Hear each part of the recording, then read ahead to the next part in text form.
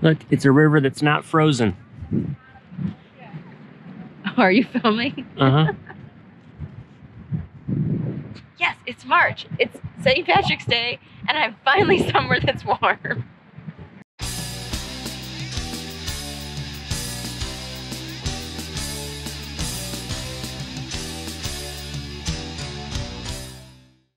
As you can probably tell from the birds chirping, the ground not being covered with snow. The sun is shining. The lake behind us is not frozen over. We're not in Michigan right now. We have actually gone to Alabama. We're near Huntsville. We're actually at the Lake Guntersville State Campground. Lake Guntersville is the... Guntersville. If you're from Alabama, you don't actually say the T. But we came down here for the RV Entrepreneur Summit, put on by Heath and Alyssa and all of their friends. And it's been a great trip so far without snow. Oh my gosh, I'm loving this warm weather. I kind of forgot what it was like to be warm. But it's been great. I've been down here in Alabama about 4 days, and in that time we've spent 3 nights in 3 separate places. On the way down, we hit a Cracker Barrel, and then we spent a couple nights in a friend's driveway, or actually parked out in front of her house, and now we're here at the campground. And that's really one of the nice advantages of our Class B RV, is that we're sort of just able to go anywhere and park anywhere and sleep anywhere. We don't have to worry about plugging in. We don't have to worry about putting slides out or leveling. We just sort of pull in and park and do what we need to do. And that's been making travel much easier on us as we go and explore new places. Advantage, Class B. We needed to stop overnight to get some rest, so we stopped at Cracker Barrel, took up 1 spot in the parking lot, which I'm sure everybody that came to breakfast this morning appreciated. Unlike the electric company trucks that took up 2.5 to 3 spaces each. So our RV took up a lot less space than the work trucks. We try to avoid toll roads whenever possible. And in this case, we were headed down I-65 crossing from Indiana into Kentucky, and there's a toll on the bridge, going into Louisville.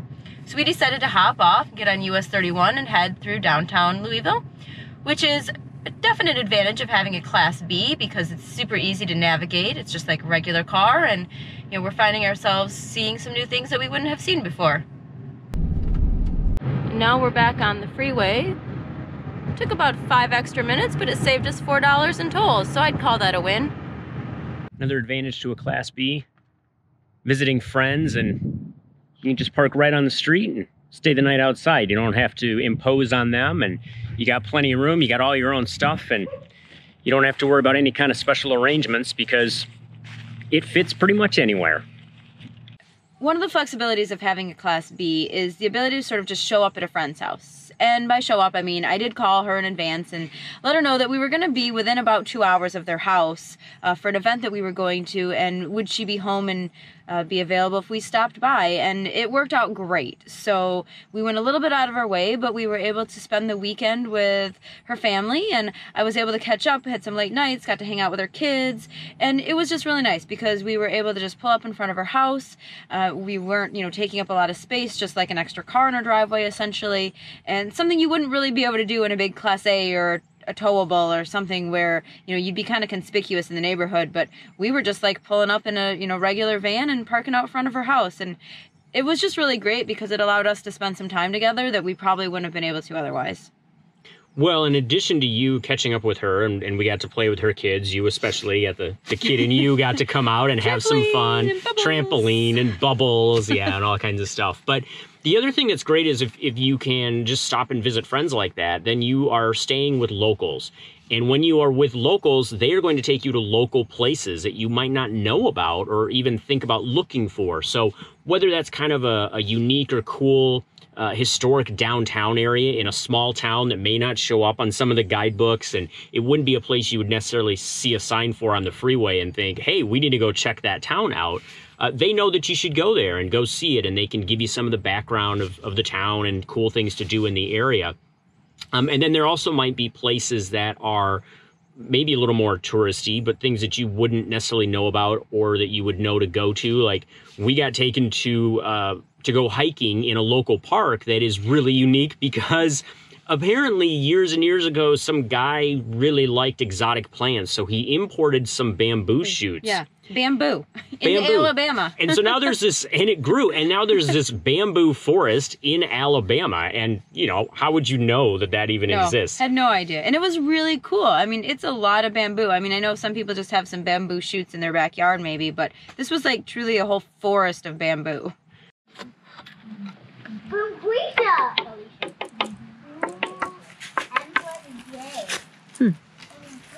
It's really interesting. I don't think I've ever seen bamboo before. Like, not real bamboo anyway. Don't know anything about it, but it's kind of cool. Definitely didn't expect to see bamboo in the middle of Alabama. Yeah, so it's a really neat thing to see, and it's something that we wouldn't have known about without staying with a local. So I love that flexibility, and I just think that's definitely on the advantage side of the spreadsheet when it comes to traveling in a Class B RV. Obviously, there are advantages and disadvantages to any type of rig that you buy, no matter what class or what size. This is our living room. And it's also our bedroom. So this is our fridge and our freezer. As you can see, it's not very big, but it works. Got the door, we've got the main compartment, and then we also have a little freezer, which at the moment we only have some ice cubes in, but we did have some frozen chicken and ground beef at one point. The one thing you have to be careful with this freezer, or fridge and freezer, is just not to pack it too tight because you don't want it to overheat or cause problems. But yet it is so tiny, so you do have to cram a lot into it. But we've done pretty good about figuring out how to make things work and sort of playing the Tetris game. Probably one of the biggest disadvantages to the Class B is the kitchen space. There's just really not a whole lot of room to work with. Although we have found that our unit actually has a lot more counter space than some of even the newer units because they've reconfigured everything and they seem to count the sink and the stove as counter space when the lids are closed, which that's not realistic because I need my sink and my stove in the open position to cook. So at least I have this, but they also have, when you pull out the silverware drawer, you get this separate little countertop, so that works. But when I'm prepping, I just kind of have to do everything very methodically, get one thing done, put it away, move it off to the side, so that you can get going. Ready for breakfast! One of the things we often say is that we don't live in our van, we live out of our van. And so while you saw our kitchen inside, this is our dining room a lot of times, and it's great being outside in the sun.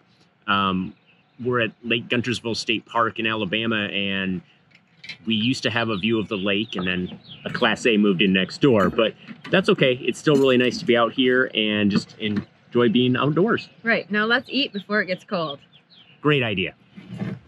The Class B has been great for us, especially for the adventurous lifestyle we have, where we like to just get out and go. Yeah, so as we've been told, and the advice that we would pass on to others is just get out there and go. Don't worry about getting the best rig, the perfect car, the perfect tow vehicle. Use what resources you have to get something that works for you at the time and just get out there. That way you're not missing out on any adventures or potentially anything that life might try to throw in the way. So we're going to use our van to keep going on our adventures and our treks, and we hope to see you out there trekking along with us.